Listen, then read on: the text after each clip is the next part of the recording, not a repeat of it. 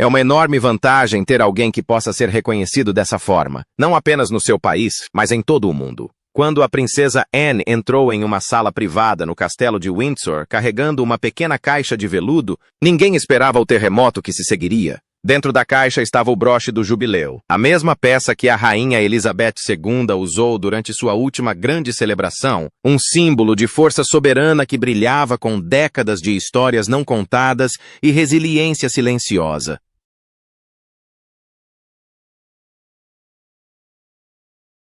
E a pessoa que todos presumiam que a receberia, a rainha Camila, foi completamente ignorada. O que a princesa Anne estava prestes a fazer e por que escolheu aquele exato momento para honrar o que acreditava serem os desejos tácitos de sua mãe, entregando o broche a Catherine e excluindo Camila deliberadamente. Desencadearia uma tempestade que ameaçava expor divisões dentro da família real, cuidadosamente ocultadas por anos. Antes de nos aprofundarmos no que realmente aconteceu por trás das portas do palácio, e o que isso significa para o futuro da monarquia, certifique-se de se inscrever no canal e ativar as notificações para não perder nenhuma atualização sobre esta história em desenvolvimento.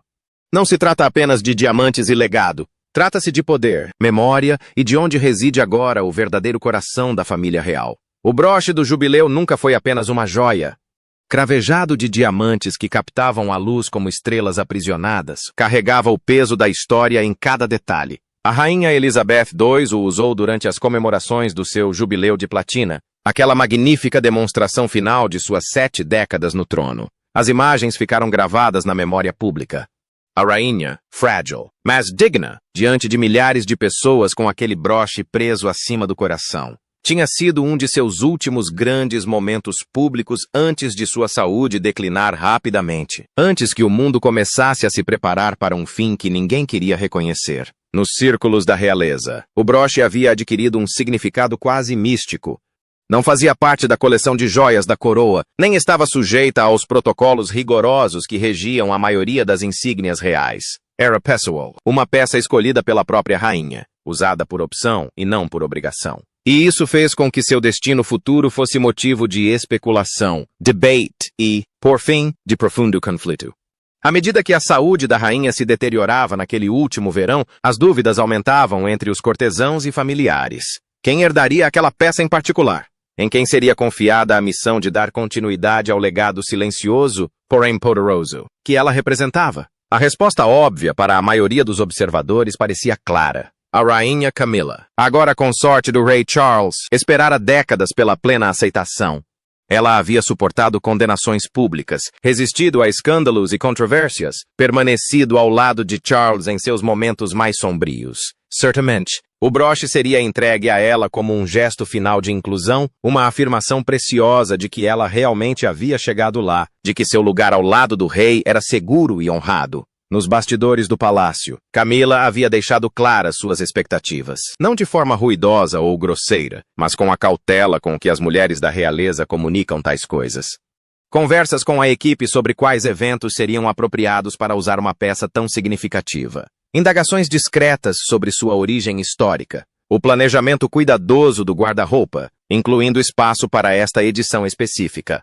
Aqueles próximos a ela acreditavam que a transferência era iminente, que um anúncio viria de forma discreta, porém segura. Alguns até sugeriram que Camila poderia usá-lo no primeiro grande jantar de estado do reinado de Charles, um momento simbólico que encerraria o ciclo de ceticismo público e estabeleceria firmemente sua legitimidade. Mas o que aconteceu? Em vez disso, chocou até mesmo os mais experientes membros do palácio, aqueles que pensavam já ter visto tudo o que a família real poderia produzir em termos de surpresas e drama.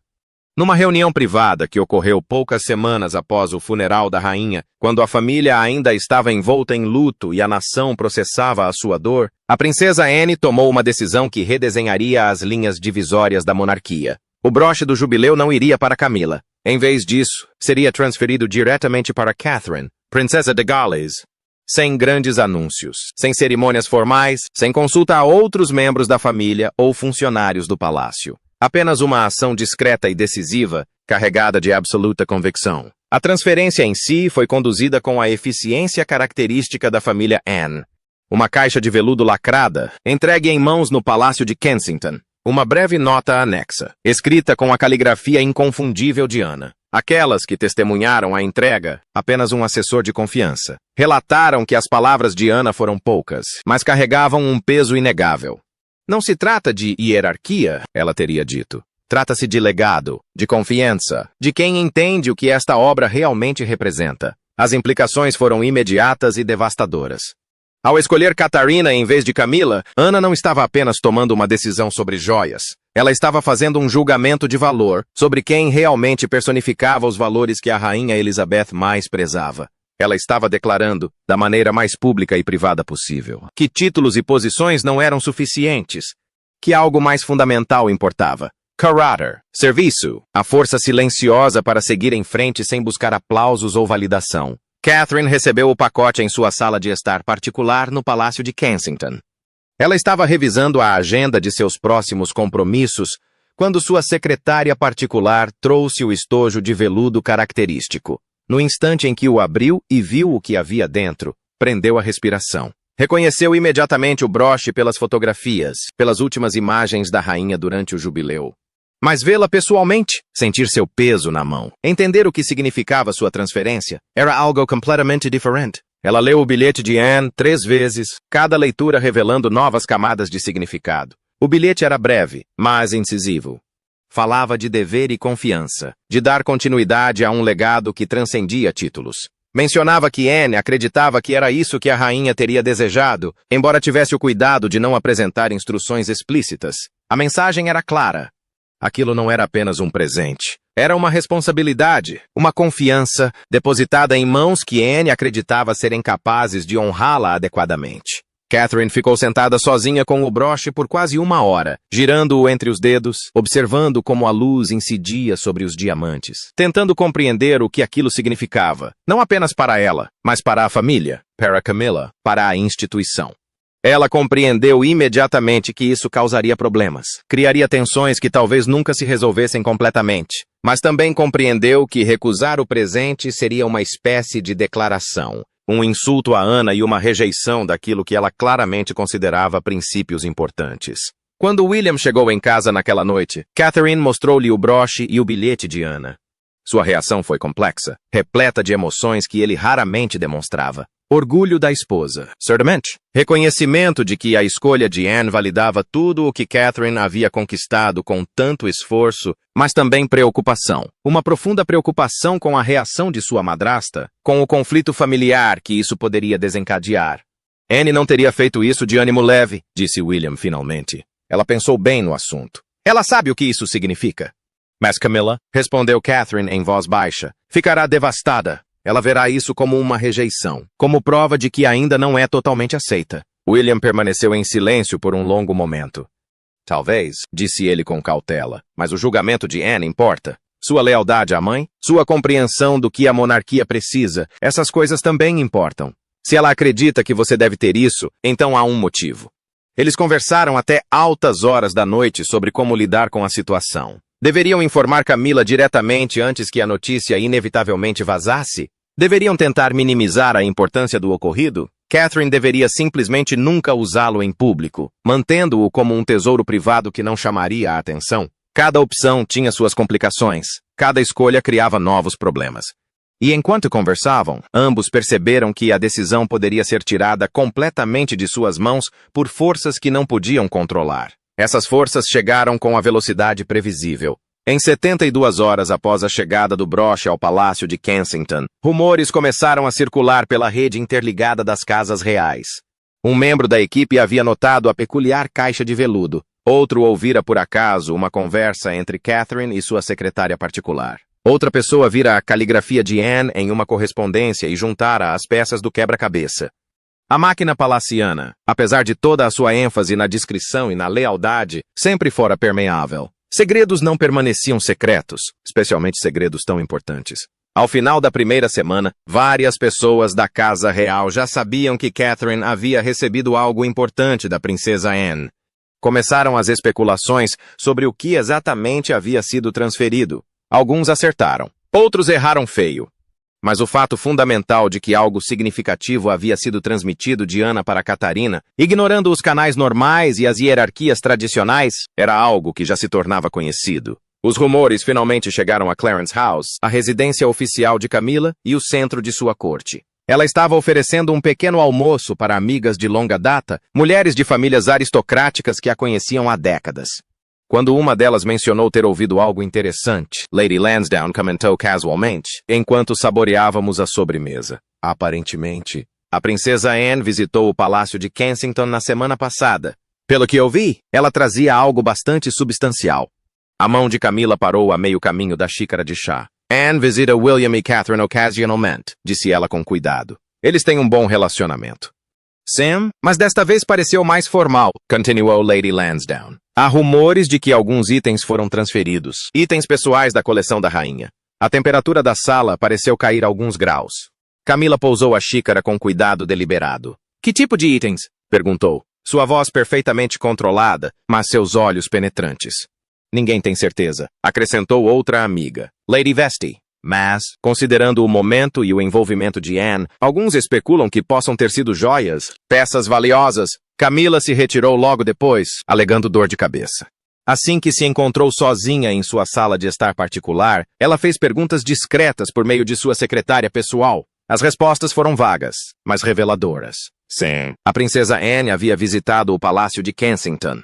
Sam, ela havia trazido algo consigo. Não havia registro oficial do que havia sido transferido. E não, o escritório de Catherine não estava fornecendo detalhes.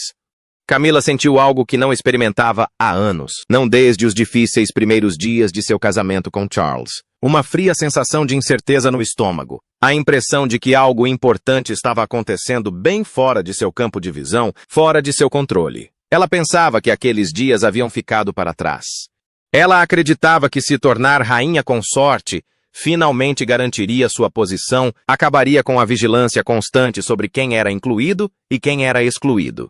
Mas agora, com esses sussurros e confirmações vagas, as antigas ansiedades voltaram com força total. Ela esperou, ansiedade por uma explicação que nunca veio, esperando que alguém tivesse a cortesia de lhe dizer diretamente o que havia acontecido.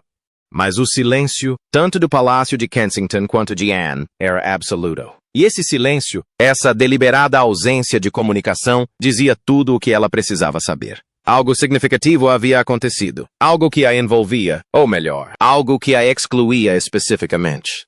E ninguém achou que ela merecesse uma explicação. 2 semanas após a transferência, Camila recebeu a confirmação da maneira mais pública e dolorosa possível. Catherine compareceu a um evento beneficente em um centro de cuidados paliativos infantis em Windsor, uma visita de rotina que deveria ter gerado o mínimo de atenção.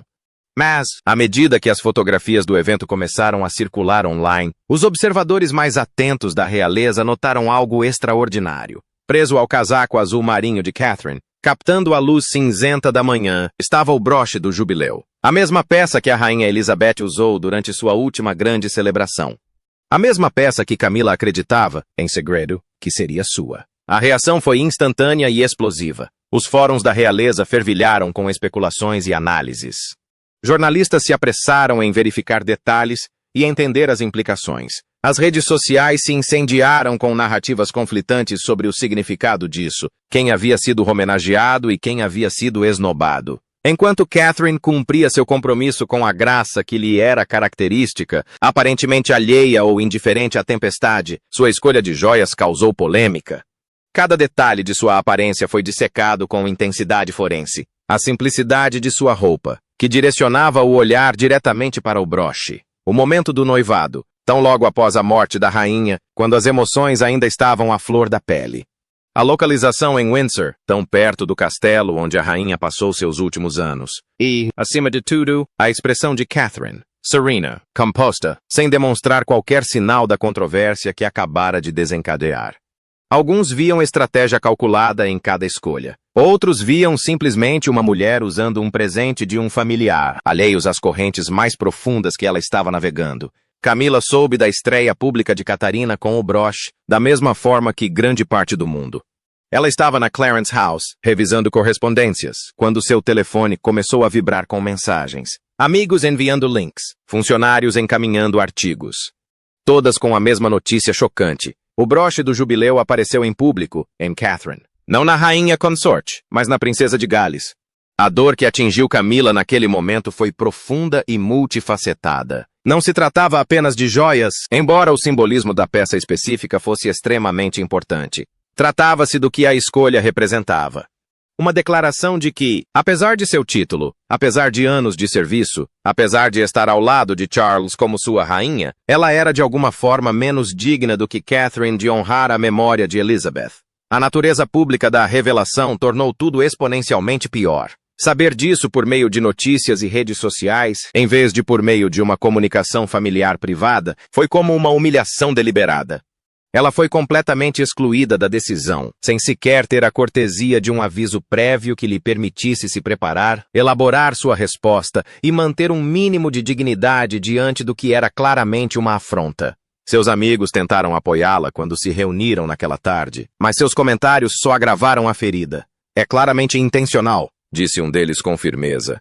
Anne certamente sabia como isso ficaria, como isso te magoaria. E Catherine, aceitando, usando isso tão publicamente, tão rapidamente, acrescentou outra pessoa. Isso demonstra falta de consideração, falta de respeito pela sua posição. Essas observações, por mais bem-intencionadas que fossem, alimentaram o sentimento de injustiça de Camila. Quando Charles retornou a Clarence House naquela noite, ela já estava tomada por uma fúria controlada. Não a raiva explosiva de alguém que perdeu a cabeça, mas a fúria fria e concentrada de alguém que havia sido sistematicamente excluída e queria respostas.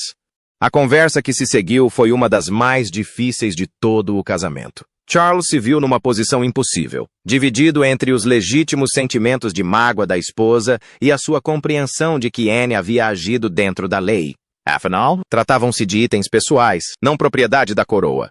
Ana podia dá-las a quem quisesse. Catarina não fizera nada de errado ao aceitar um presente de um membro importante da família. Eram as peças da rainha, disse Camilla, com a voz embargada pela emoção. Agora sou rainha consorte. Segundo a tradição, os objetos associados às rainhas anteriores deveriam vir para mim. Em vez disso, vão para Catarina, e eu fico sabendo disso por meio de fotografias no Daily Mail. Charles tentou explicar delicadamente que as peças eram propriedade pessoal de Anne, que ela podia dispor delas como quisesse, e que a transferência não afetava a posição ou o valor de Camila. Mas Camila não estava interessada em tecnicismos legais ou explicações cuidadosas. Ela queria o reconhecimento de que o que havia acontecido estava errado. Era doloroso, uma afronta deliberada que jamais deveria ter ocorrido. Você sempre os defende, disse ela finalmente, com a compostura começando a ruir. William e Catherine são perfeitos aos seus olhos. Mas e eu? E tudo o que eu suportei para estar ao seu lado? Isso não conta para nada? A discussão se estendeu por mais de 1 hora. Ambos estavam entrincheirados em posições que não podiam abandonar sem sentir que haviam traído algo fundamental. Terminou com Camila em lágrimas e Charles exausto e frustrado, incapaz de conciliar a dor da esposa com sua convicção de que ninguém havia feito nada de errado. Na manhã seguinte, Charles ligou para William. A conversa entre pai e filho foi cautelosa. Ambos sabiam que estavam pisando em terreno extremamente delicado. Sua madrasta está muito magoada, disse Charles. Compreendo porque Anne tomou a decisão que tomou, mas a forma como tudo foi conduzido, a exposição pública, causou muita dor. Seria útil se Catherine pudesse entrar em contato diretamente. William ficou em silêncio por um longo momento. Catherine não pediu isso, disse ele finalmente. Ela recebeu um presente de Anne. Recusá-lo teria sido uma afronta a alguém que serviu a esta família com distinção por 70 anos. Pelo que exatamente ela deveria se desculpar? Não estou pedindo desculpas, respondeu Charles com cautela. Apenas uma conversa. Um reconhecimento de que a situação é difícil. Às vezes, o gesto importa tanto quanto o conteúdo. Naquela noite, William conversou com Catherine sobre o assunto. Ela estava bastante relutante, desconfortável com a ideia de pedir ajuda quando acreditava sinceramente que não havia feito nada de errado. Mas ela também entendia que os laços familiares eram importantes. Charles não estava perguntando como rei, mas como pai e marido, tentando manter alguma aparência de harmonia. Eu ligo para ela, concordou Catherine finalmente. Mas preciso que você entenda que não vou me desculpar por aceitar um presente que Anne escolheu me dar. Reconheço os sentimentos de Camila, mas não admito que tenha ocorrido algo inapropriado. A ligação telefônica do dia seguinte foi tensa e desconfortável. Duas mulheres que nunca foram particularmente próximas foram forçadas a uma conversa que nenhuma delas queria. Catherine começou dizendo cuidadosamente que entendia que a situação devia ter sido surpreendente e que esperava que Camila soubesse que não havia intenção de magoá-la. A resposta de Camila foi fria, sua voz perfeitamente controlada, mas carregando uma firmeza inabalável. "Agradeço sua ligação", disse ela. "Mas certamente você devia saber como isso pareceria, como eu me sentiria ao descobrir pelas notícias que você havia recebido uma das peças mais importantes da rainha. Um aviso prévio teria sido de bom tom." Catherine respirou fundo antes de responder. "Recebi o broche apenas alguns dias antes da história se tornar pública", disse ela delicadamente. "Não havia tempo para lidar com todas as questões sensíveis envolvidas." "Sinto muito que você tenha se magoado. Essa nunca foi minha intenção." "A intenção nem sempre é o que importa", respondeu Camila bruscamente. "O que importa é o impacto. E o impacto aqui é que eu, a Rainha Consort, fui preterida em relação a um item que, por toda a lógica tradicional, deveria ter sido meu. Isso manda uma mensagem, Catherine, quer você tenha tido essa intenção ou não." A conversa prosseguiu por mais alguns minutos, ambas as mulheres mantendo uma polidez cuidadosa, embora suas posições subjacentes permanecessem inalteradas. Catherine enfatizou que simplesmente aceitara um presente de um membro sênior da família e que Anne tomara sua própria decisão com base em seu próprio julgamento. Camilla, por sua vez, sustentava que se deveria ter dado mais atenção à hierarquia, ao protocolo e aos sentimentos daqueles que haviam conquistado suas posições por meio de anos de serviço. Eles encerraram a ligação sem uma resolução, sem uma reconciliação. Ambos disseram o que precisava ser dito, mas nada foi de fato resolvido. Pelo contrário, ter o conflito verbalizado o tornou mais concreto, transformando o que poderia ter sido um mal-entendido em uma ruptura reconhecida.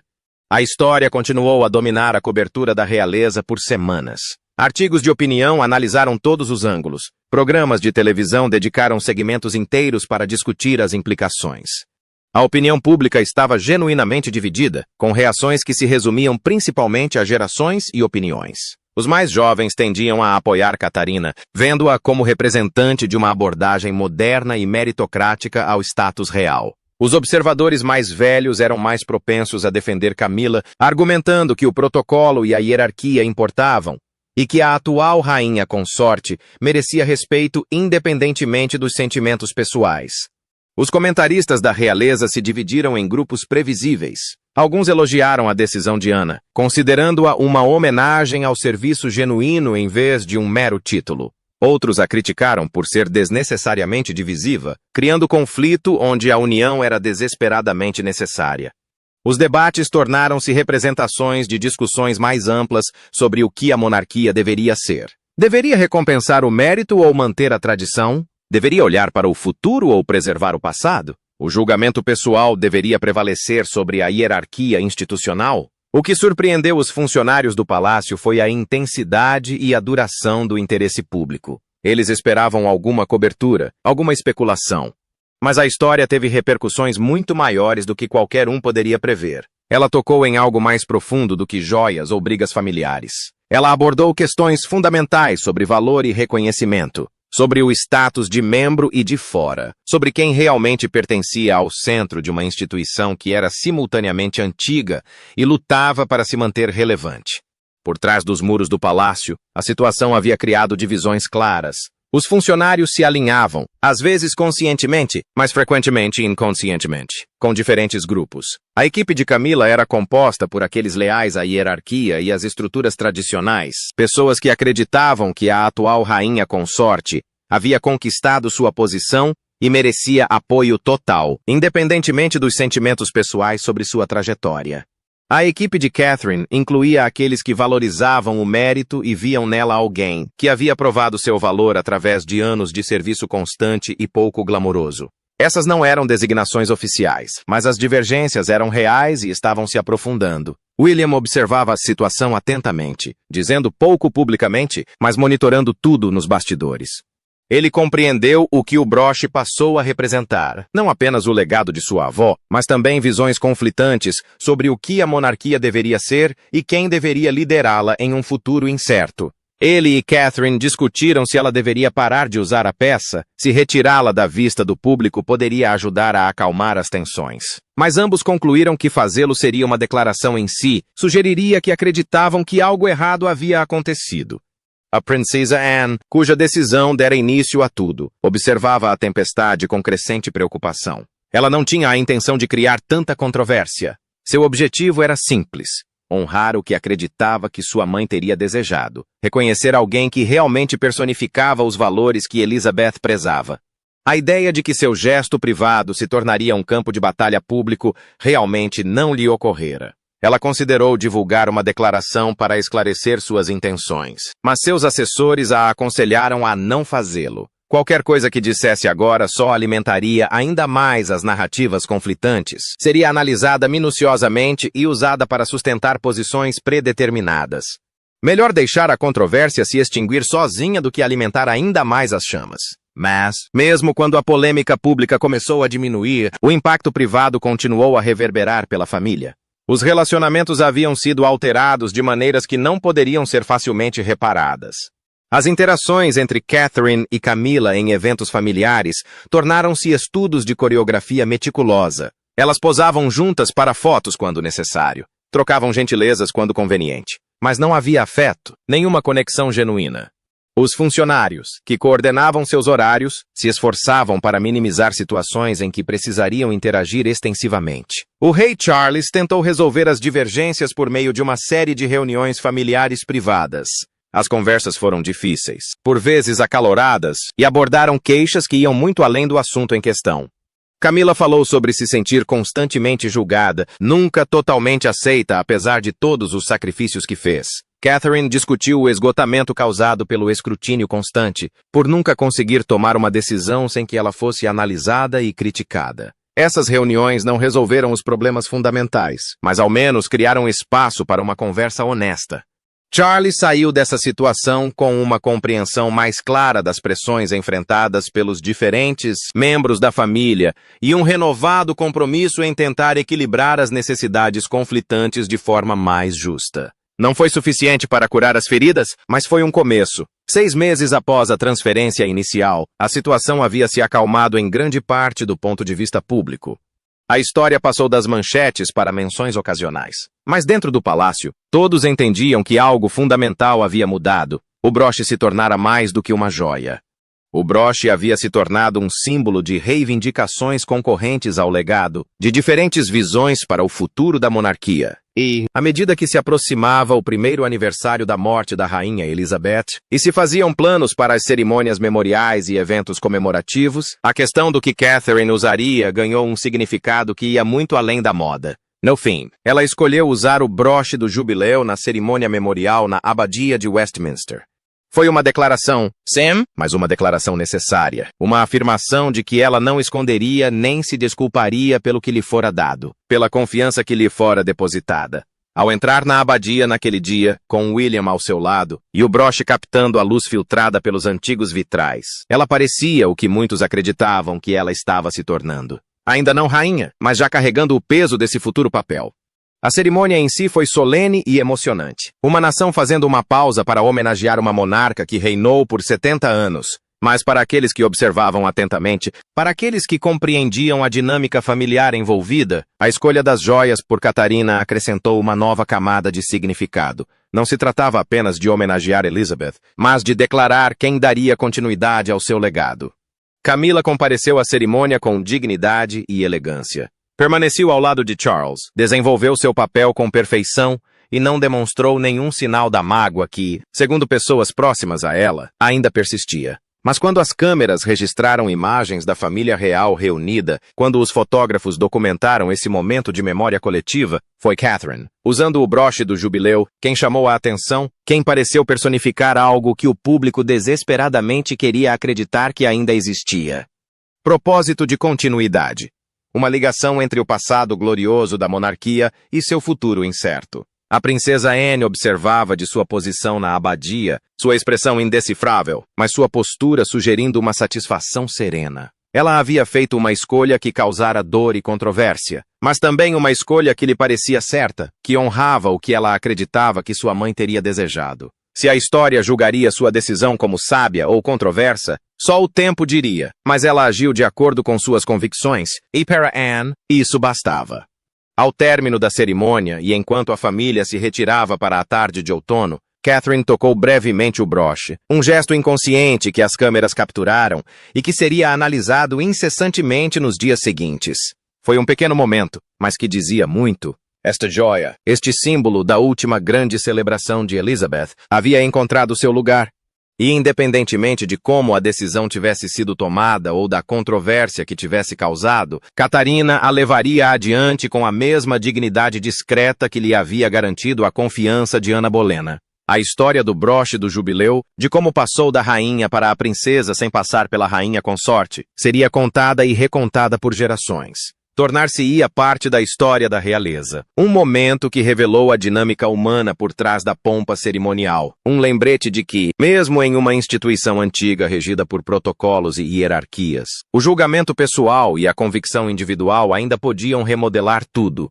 O que você acha da decisão da princesa Anne de entregar o broche do jubileu a Catherine em vez de Camila? Foi um reconhecimento apropriado de mérito e serviço ou uma quebra de protocolo que criou uma divisão desnecessária? Você acredita que a rainha Elizabeth teria aprovado o destino do seu precioso broche? Compartilhe sua opinião nos comentários abaixo. E não se esqueça de curtir este vídeo e se inscrever no nosso canal para não perder nenhuma história inédita dos bastidores do palácio. Ative o sininho de notificações para ser o primeiro a saber quando revelarmos mais segredos sobre a dinâmica oculta da família real.